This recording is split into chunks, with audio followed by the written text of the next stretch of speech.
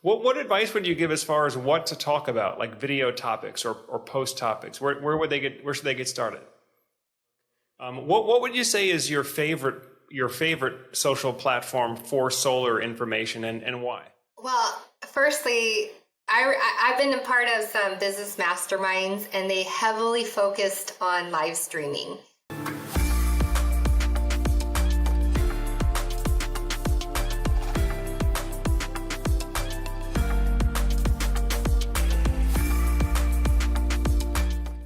Now, Jamie, I know one thing that I think keeps a lot of content creators or aspiring content creators from getting started is they feel like they just don't know what to talk about. So maybe if there's somebody out there, maybe somebody that's in our industry that follows both of us, but they just haven't taken that step to start posting yet themselves. What advice would you give as far as what to talk about, like video topics or post topics? Where should they get started? Well, what I started doing, I actually ended up getting two solar systems on my house, and the battery and EV charger. I'm all in with solar. So I walk the talk or talk the walk, or I don't even know what this, I walk the walk. Is that right? What is this saying where you walk the talk? Yes, I think that's it. So I just started documenting my solar journey. Gary Vaynerchuk is always saying just document, press record, document. So that's what I ended up doing. So I documented my own process of going solar. And that's really where I started understanding the process of solar and everything that has to happen before a solar system gets turned on. So I would do that. I started documenting that. And it literally was with my iPhone. Whoops, I just turned on the camera. The flashlight. But I literally would pull out my camera and I would record. I would just record and I would talk into the camera, and then I would upload it or I would post it. So I got very familiar with the installation process, from the site survey. I would try and go to the site survey. So I would say if someone's out there and they sold a deal, go to the site survey and just observe, or maybe just see what happens so that you can explain to a homeowner what happens in a site survey. I was very involved with the process. And so then, if the plan sets come through, you want to look at the plan sets, you want to be able to articulate to the homeowner what's on the plan set, so that's another thing that you could talk about. This is the process of going solar. This is what we're going to do. Like, there's so many things that you can make content on, and it can just be one thing. It doesn't have to be the whole entire process. But I ended up making like a playlist on my YouTube channel of what to expect when going solar. So it was kind of like a spinoff of what to expect when you're expecting, because I'm a mother of 3 kids, and every mother probably has read that book or watched, even they made a movie off of it. But I made a little brief video playlist of what to expect when you're going through this process. And it was just a tool, and it was a way for me to help practice creating content that was valuable, that anyone could watch at any time, because it's kind of evergreen. Those two need to be updated with the net metering for California. I'll have to put in a new video there. But you could write out like the top 10 reasons to go solar and make a video on every single, why. Or you can go and do a poll. What questions, or if you had a question about solar, you could do this on social media. What questions do you have, or what are, what don't you like about, or whatever it could be. And you could just answer the questions, like create a video and answer the questions. Just practice and hit the record button, do a little editing, and then uploading it. Or what I do is I'll go live, and if there's something that I want to talk about, something that's new or something, I'll go live on Facebook, Instagram, Instagram, LinkedIn, all the different little platforms. And people will hop on and they'll ask questions, or I'll, share, like the net metering changeover. That was a big topic. So I talked about that for many, many months leading up to it. I went to rallies. So I would create content of me going to the rally, and, just whatever it might be that you think would be of value to the end viewer, to just create awareness. Like you start with awareness and then interest, and it's the whole funnel, right? From cold to warm to hot.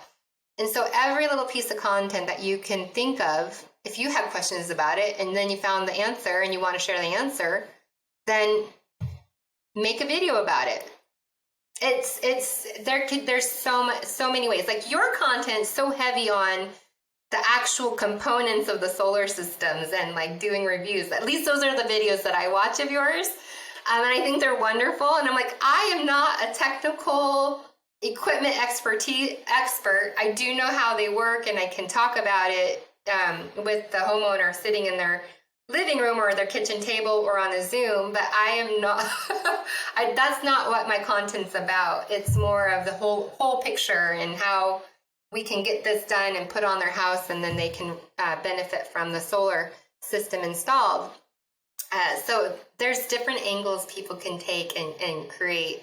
And it really just has to kind of center around their personality as well, because we're all communicators, and it's a matter of picking how you want to do it. How do you want to create? Do you want to do a slide deck presentation and put it up there, or do you want to just sit in front of a camera and talk about content or create content that talks about a topic that people might have questions about?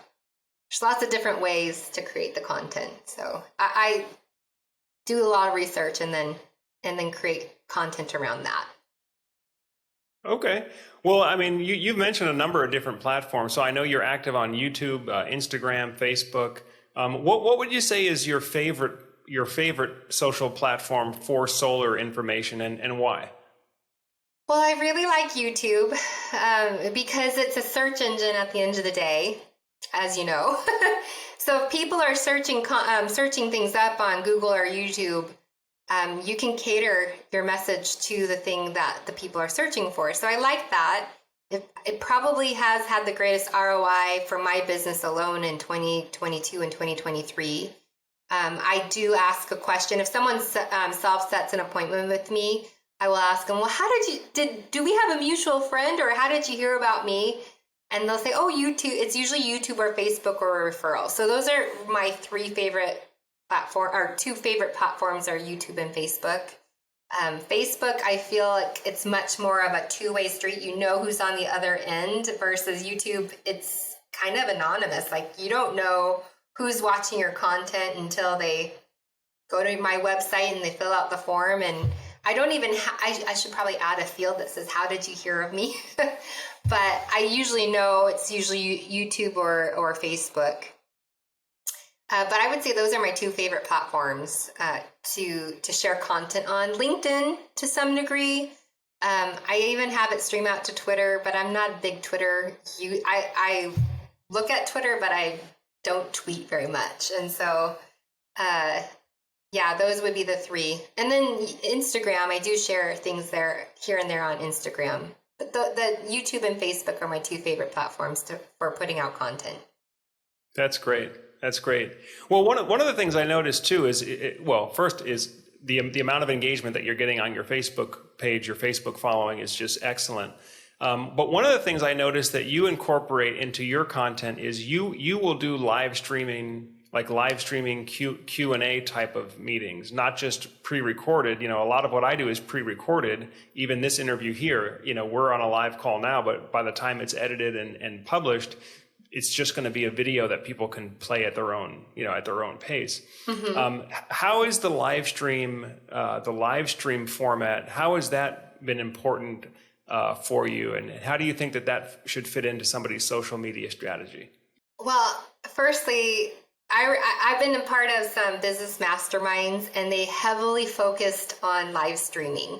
So I took probably, I'd say a couple of months to understand it and learn it and get it all set up. And at the end of the day, it's very simple. But you have to get over the fear of what people think about you. Like, that's probably the one thing that holds people back is if I go live or if I say something, what if I say the wrong thing? Or what if no one watches? I think that was the biggest thing. I'm like, they said, share it anyways. I think it was Russell Brunson that said he did live webinars for many, many months before anyone watched it. And he's like, it doesn't matter. Just create the content. Just go live. And then when people start showing up and start watching your content, you'll sound like you know what you're talking about, or that you don't have any fear, or you don't have any like worries of what will people think if they see me go live. And the fact of the matter is, even when I do go live, I have like, I don't even know how many people I have on Facebook, maybe like 3,500 friends or whatnot. Only a small fraction of them are even going to see that live, and there only a few fraction of the people that see that I'm live are actually going to tune in. So I do get a lot of views and engagement, and I personally love when people ask questions and chime in, because then it's a conversation, because then it's really I'm really catering the content to the viewer who's watching the live stream, who's willing to type in a question. They probably have the same thought maybe 10 to 50 other people have. And so then I can really, really hone in and answer the question that they have specific about solar or batteries or how it all works. I can answer it to that one person, but it'll answer it to many. So I like the engagement. I feed off of live streams when people actually are watching. And so I've played around with different times of day of when people are probably should be working, but they're watching the live stream. And I enjoy it. And I do live stream out to all the different platforms. So I'll have people watching on LinkedIn, YouTube, and Facebook all at the same time. And so I kind of know where they're watching at the same time. So I love it. I think it's important because it's off the cuff. There's no editing. There's no hiding. And so some people might go, well, I'm not an expert enough, but I still think you should go live. I still think you should do it. You can always go back and download the live stream and upload it to platforms where, I don't know if people use Vimeo or what, but Vimeo is a place where you can upload content. YouTube's a place where you can upload content. All the different platforms you can upload content. That's actually how I do upload my live streams to Instagram, because I can't stream live to Instagram with all the other platforms. So if I do a live and I think, oh, this is really good for Instagram, I'll upload it, and I think it's IGTV or something, but I do enjoy the live streaming, and it has served my business well. That's great. No, you do an excellent job at it. So I'm a student of you in this respect, and that's something that I'd like to work into our content schedule here at Solar Surge. But one of the things that jumped out to me, what you said, was that you love it when you get questions from the audience, because a lot of times, guys, as content creators, we're wondering like, hey, what should I talk about? What should I make a video about? So if you can get on live with one of your audience and they're saying, hey, I'd like to know about this, well, that's great as a creator, because you can say, okay, well, great, let me teach you about that. I mean, if it's a subject that you know. Now, if it's something that you don't know, you may have to go do your research and come back later. But So having that, go ahead. Well, I'll say that. I'll say if someone asks a question and I don't know the answer, I'll just say, that's a great question and I don't know the answer to it. So I'm going to find out and I'll let you know. And then just leave it at that. And then you can go and do the research and then create a whole entire video or live stream around that. So it's like a kind of a fun playground. If you can, I think the number one thing is getting over the fear of what if people don't watch? Doesn't matter. Do it anyways. And just getting over the fear of what will people think about me if I go live? Because I don't know very many people who go. I do know some people who go live, but it might be a struggle or a challenge. But do it anyways, because you're only going to grow from it and help more people. Absolutely. Yep. Absolutely. Hey, if you enjoyed this interview and you want to watch the full-length version, be sure to visit the new Solar Surge podcast channel, where we're going to be talking to most of the top brands and top companies within the solar space to make sure that you have the most up-to-date industry information. Well, folks, that does it for today's video. As always, I'm Joe Ordia here, encouraging you to get prepared and be empowered. Thanks for watching, and we'll see you again soon.